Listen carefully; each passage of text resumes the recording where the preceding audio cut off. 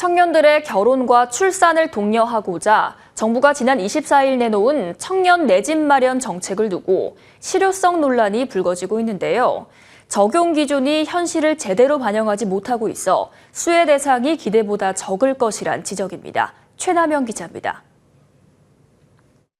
결혼도 출산도 미뤄지고 있는 이런 현상이 계속되고 있어서 이 문제를 시급히 해결하는 것이 가장 중요한 국가적 과제라고 하지 않을 수가 없습니다. 정부와 여당은 당정 협의 결과로 지난 24일 청년 내 집 마련 1, 2, 3 주거 지원책을 발표했습니다. 만 39세 이하 청년층의 결혼과 출산을 독려하기 위한 방안으로 청년 주택드림 청약통장을 신설하고 이 통장과 연계해 장기 저리 대출을 지원하겠다는 계획입니다. 전용 청약통장에 가입하면 2% 내에 장기 저리 금리로 내 집 마련에 금융 기회를 제공하는 파격적인 정책을 보고자 합니다. 이 통장은 2025년 출시 예정이며 대출 규모는 분양가의 최대 80%입니다.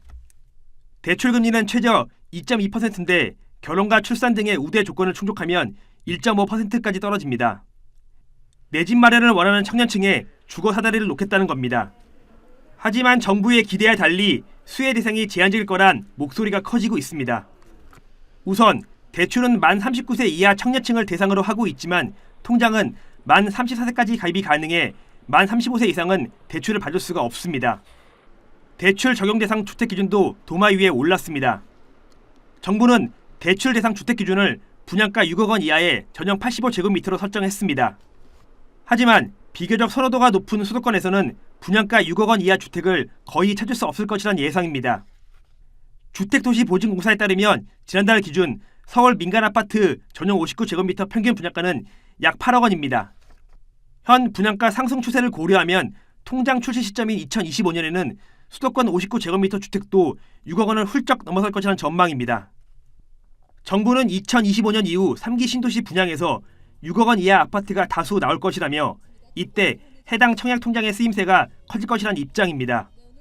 머니투데이 방송 최남영입니다.